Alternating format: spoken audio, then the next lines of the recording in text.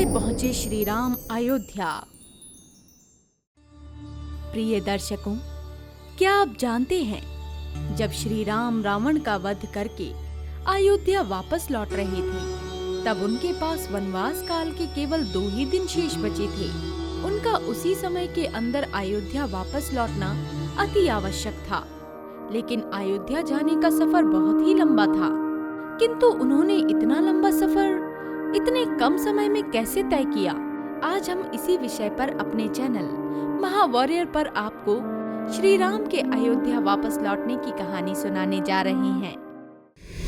रावण के वध और महाराज विभीषण के राज्याभिषेक के बाद जब श्री राम को माता सीता और लक्ष्मण जी के साथ अयोध्या वापस लौटना था, तब प्रभु श्री राम बहुत चिंतित थे।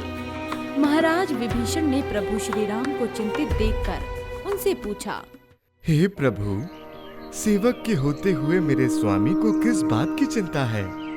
हे लंकेश, हमारे वनवास के 14 वर्ष की अवधि पूर्ण होने में केवल 2 ही दिन शेष हैं, एवं हमने भरत को ये वचन दिया था कि हम अपने वनवास काल की अवधि पूर्ण होते ही अयोध्या वापस लौट आएंगे। और हमारे छोटे भाई ने ये शपथ ली थी कि यदि हमें अयोध्या पहुंचने में 1 भी दिन का विलंब हुआ तो वो जलती चिता में कूद जाएंगे और अपने प्राणों की आहुति दे देंगे। मेरा भाई जितना भावुक है उतना ही हठीला भी है, इसलिए हमें इस बात की चिंता है कि आज पुष्य नक्षत्र की पंचमी तिथि है और हमारे वनवास में केवल 2 ही दिन शेष रह गए हैं और अयोध्या बहुत दूर है।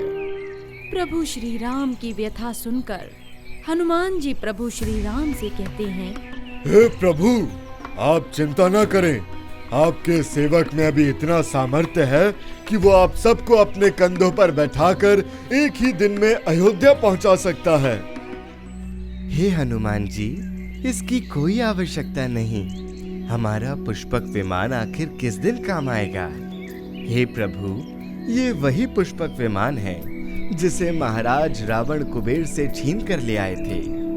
पुष्पक विमान मन की गति से चलता है और आवश्यकता और इच्छा अनुसार छोटा एवं बड़ा भी हो सकता है। इसमें हर प्रकार की सुविधा है प्रभु। और हमने महाराज सुग्रीव के साथ मिलकर पहले से ही ये योजना बनाई थी कि हम सभी आपके साथ पुष्पक विमान में बैठकर अयोध्या चलेंगे। हे प्रभु, आपने ये कैसे सोच लिया कि हम सब आपको अकेले अयोध्या जाने देंगे? हम सब भी आपके साथ चलेंगे प्रभु।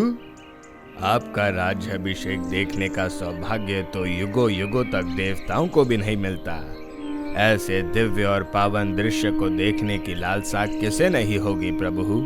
और अगर ऐसा ना हो पाया तो हम सब अनशन कर अपने प्राण त्याग देंगे प्रभु। ये आप क्या कह रहे हैं जामवंत जी? आप सभी का मुझ पर बहुत आभार है एवं आप सभी की हर इच्छा पूर्ण करना मेरा धर्म है। आप सब अवश्य हमारे साथ चलेंगे, हमें बहुत खुशी होगी। हम तो स्वयं अपनी माताओं और भरत को अपने मित्रों से मिलवाना चाहते हैं, जिन्होंने हमारे लिए अपना जीवन दांव पर लगा दिया। हे प्रभु, अब किस बात का विलंब है? पुष्पक विमान आपकी प्रतीक्षा कर रहा है। इसके बाद प्रभु श्री राम माता सीता, लक्ष्मण एवं सभी सेवकों के साथ पुष्पक विमान में बैठकर अयोध्या के लिए चल पड़ते हैं। फिर वो हनुमान जी से कहते हैं, हम महर्षि भारद्वाज के आश्रम में जाएंगे, किंतु आप इसी समय सीधा नंदी ग्राम जाकर हमारे छोटे भाई भरत को हमारे आने का समाचार दे दो।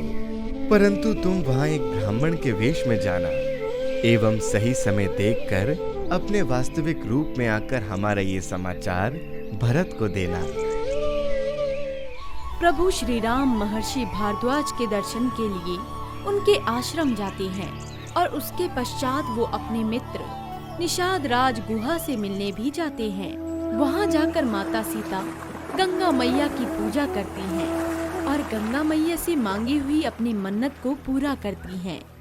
हनुमान जी ब्राह्मण का वेश बदलकर भरत से मिलने जाते हैं और कुछ समय पश्चात अपने असली रूप में आकर वो उन्हें प्रभु श्री राम का समाचार सुनाते हैं। प्रभु श्री राम का समाचार पाकर भरत अति प्रसन्न होते हैं और अपने सैनिकों को कहकर प्रभु श्री राम के आगमन का समाचार पूरी अयोध्या को सुनाते हैं। सारी अयोध्या में प्रभु श्री राम, माता सीता और लक्ष्मण जी के आने की खुशी में घी के दीपक जलाए जाते हैं और सभी अयोध्या वासी बहुत ही हर्षोल्लास के साथ उनका स्वागत करते हैं। उनके आने की खुशी में पूरी अयोध्या दीपों से जगमगा उठती है। इसीलिए उस दिन के पश्चात से ही हम सब हर वर्ष इस पावन दिवस को दीपावली के रूप में मनाते हैं। जय श्री राम।